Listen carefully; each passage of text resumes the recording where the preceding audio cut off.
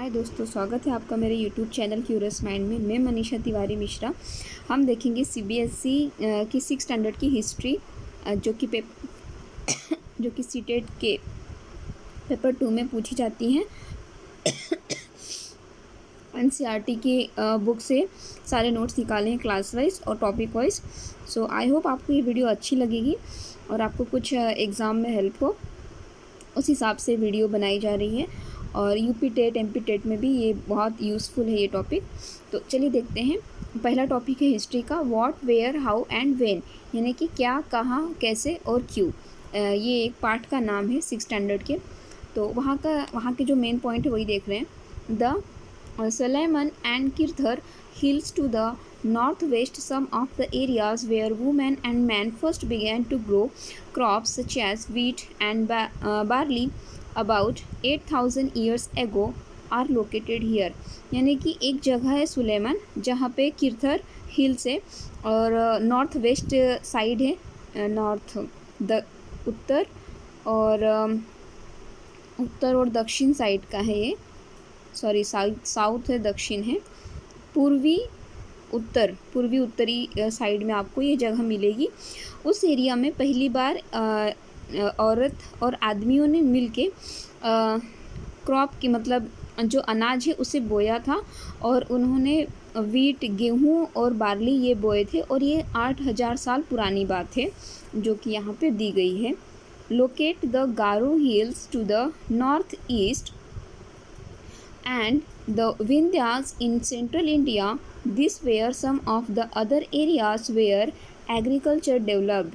The place where rice was first grown are to the north of the Vindhyas।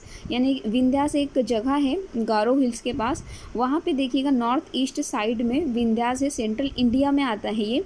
यहाँ पर सबसे पहले मतलब खेती की गई थी, खेती यहाँ पे डेवलप हुई थी, कैसे करनी है खेती, और राइस यहाँ पे पहले बोई गई थी और उगाई गई थी। उसके बाद देखिए, locate the Ganga and its tributary called the Son. यानी जो गंगा नदी है और उसकी जो ट्रिब्यूटरी है, ट्रिब्यूटरी आपको पता होगा, जैसे अगर ये नदी है तो उसकी और शाखाएं जो निकलती हैं, जैसे कि ये अगर नदी है तो इसकी और जो भी शाखाएं होती हैं इसे ट्रिब्यूटरीज कहा जाता है और इस ट्रिब्यूटरीज को सन कहा गया है। ठीक है, गंगा की जो भी ट्रिब्यूटरीज है उसे सन कहा गया है। In Asian times the area along this rivers to the south of the Ganga was known as Magadh. यानी कि बहुत पुराने समय पहले जो रिवर थी साउथ मतलब दक्षिण साइड में जो गंगा नदी थी उसे मगध के नाम से भी जाना जाता था। The word India comes from the Indus called Sindhu in Sanskrit. यानी कि जो शब्द है इंडिया, ये आया कहाँ से है, ये आया है इंडस से और इसे सिंधु इसे संस्कृत में कहा जाता था। The word India comes from the Indus called Sindhu in Sanskrit में इसे सिंधु कहा जाता था इंडिया को, और ये शब्द आया है इंडस से। द नेम भारता was used for a group of people who lived in the northwest and who are mentioned in the Rigveda. The earliest composition in Sanskrit date to about 3,500 years ago. Later it was used for the country। देखिए, ये जो भारत शब्द है ये आया कहाँ से है, इसे यूज़ कब किया गया है, ये एक लोगों के समूह के लिए यूज़ किया गया है जो लोग कहाँ रहते थे, उत्तरी पूर्वी में रहते थे। और इन लोगों का जो मतलब नाम है वो ऋग्वेद में भी एक बार आ चुका है और इस वजह से इन्हें अर्लीस्ट कंपोजिशन इन संस्कृत में इन्हें भारता के नाम से जाना जाता था और बाद में इसे अपने देश के लिए भारत शब्द को यूज़ किया गया है।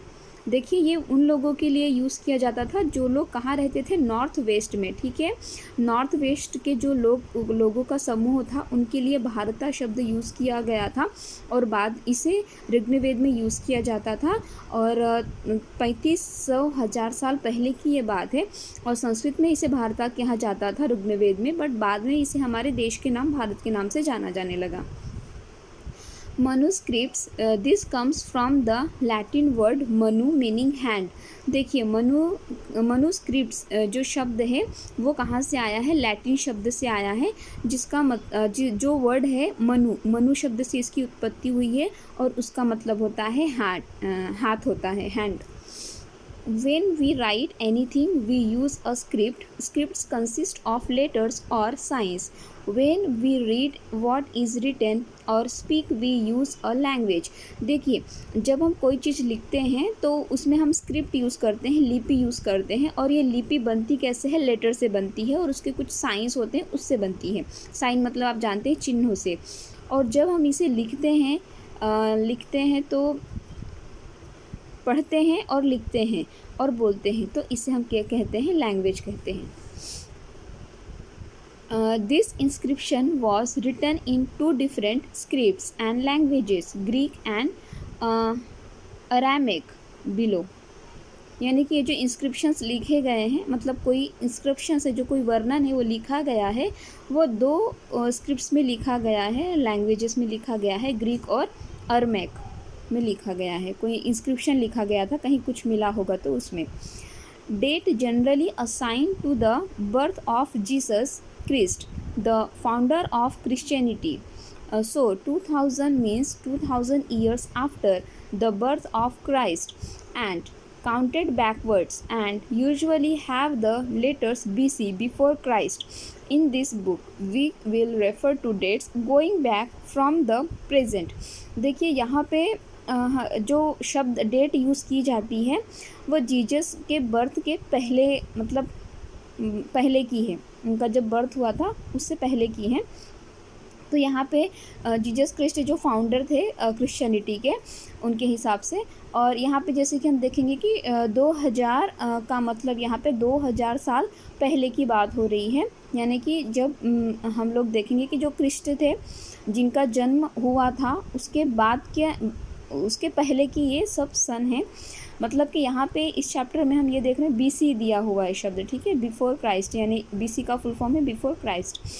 तो यहाँ पे ये देख रहे हैं कि जब मतलब प्रेजेंट से पीछे की तरफ जाना, यानी ये प्रेजेंट है और उसके बैकवर्ड जाना, पीछे की तरफ काउंटिंग करना उस नंबर्स को, उसे कहते हैं बिफोर क्राइस्ट। यानी कि यहाँ पे क्राइस्ट का अगर जन्म हुआ है तो पीछे जाना, जब हम प्रेजेंट से आगे जाते हैं तो ये अभी रिसेंटली होता है। यहाँ पे जीसस का जन्म हुआ है, अभी हम यहाँ पीछे की तरफ जा रहे हैं, बैकवर्ड काउंटिंग है।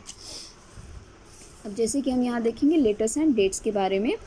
BC यानी बिफोर क्राइस्ट हम देख चुके हैं, इसका full form we have seen stands for before Christ. You will sometimes find AD before dates. This stands for 2 Latin words anno domini, meaning in the year of the Lord Christ. So 2005 can also be written as AD 2005. देखिए BC use करते हैं before Christ के लिए, यानी कि जब Jesus Christ का जन्म हुआ था उसके पहले की बात हम करते हैं। लेकिन कहीं कहीं AD ऐड होता है जिसका फुल फॉर्म है एनो डोमिनी। और ये कब यूज़ किया जाता है कि जीसस के जन्म के बाद की जो जितने भी ईयर्स होंगे उसमें हम AD ऐड करेंगे, और जीसस के जन्म के पहले के जितने भी ईयर्स होंगे उसमें हम BC ऐड करेंगे, ठीक है। तो AD का मतलब होता है एनो डोमिनी और BC का फुल फॉर्म होता है बिफोर क्राइस्ट, ओके। तो जैसे कि 2005 को हमने AD यूज़ किया, क्यों, क्योंकि जीसस के बाद ये सन आया है, ये ईयर जीसस के जन्म के बाद आया है, इसलिए हम AD ऐड कर रहे हैं। उसके बाद देखिए sometimes CE is used instead of AD and BCE। देखिए कहीं कहीं CE भी यूज़ किया जाता है, किसके जगह पर, AD या फिर BCE की जगह पे इंस्टेड ऑफ BC। देखिए CE यूज़ करते हैं AD की प्लेस पे और BC के प्लेस पे BCE यूज़ करते हैं, ठीक है। The letters CE stand for common era, ठीक है। ये जो CE है ये कॉमन एरा के नाम से जाना जाता है, and BCE for before common era, यानी कि बिफोर कॉमन एरा के पहले का जो है, यानी जीसस क्रिस्ट के जन्म के पहले की जो सन है उसके लिए BCE, जो जीसस क्रिस्ट के जन्म के बाद का है उसे CEE यानी common era. We use this terms because the, underline कर लीजिए, बहुत ज़्यादा इम्पॉर्टेंट है, कभी भी पूछ सकते हैं एग्ज़ाम्स में। We use these terms because the Christian era is new. Now used in most countries of the world, यानी पूरे देश में हम लोग देखेंगे कि जीसस के जन्म के बाद के जो भी ईयर्स हैं वो हम यूज़ कर रहे हैं, उनके पहले के भी ईयर्स के हिसाब से हम यूज़ कर रहे हैं। In India we began using this form of dating from about 200 year ago. तो ये जो टर्म है AD BC ये सब, तो हम लोग 200 साल से हम लोग ये सारी चीज़ें यूज़ करते आ रहे हैं, 200 साल पहले से। The letter BP meaning before present are used. BP का फुल फॉर्म क्या है? बिफोर प्रेजेंट, प्रेजेंट के पहले की बात हो रही है।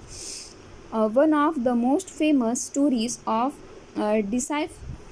डिसाइफरमेंट कम्स फ्रॉम इजिप्ट, यानी कि एक स्टोरी ऐसी आई है सामने इजिप्ट से जिसे समझना थोड़ा सा मुश्किल है, या जिसका अर्थ समझना है। Rosetta is a town on the north coast of Egypt, and here an inscribed stone was found which contained inscription in three different languages and scripts, Greek and two forms of Egyptian.